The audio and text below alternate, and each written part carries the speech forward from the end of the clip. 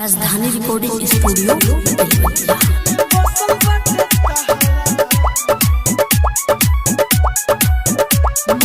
DJ मिठू राजा पटसोनी। मन लागे ना बहारा में दिल बसल बाटे तहरा में। मन लागे ना बहारा में दिल बसल बाटे तहरा में। हो याद बढ़िया में हो हम के सतावे।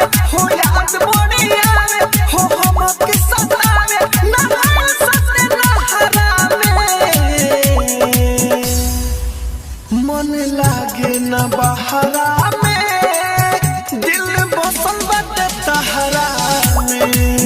मन लागे ना बहारा में दिल बसल बाटे तहरा में। डीजे मिठू राजा पटसोनी। मन लागे ना बहारा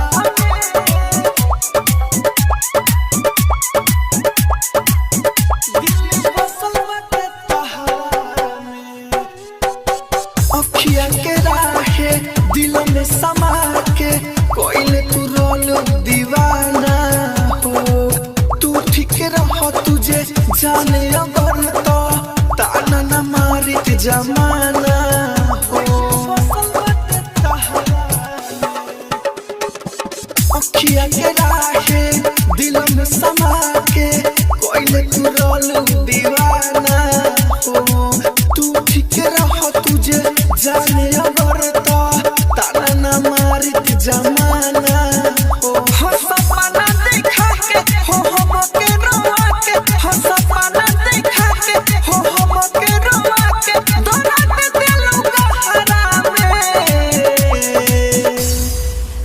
मन लागे ना बहारा में दिल बसल बाटे तहरा में। मन लागे ना बहारा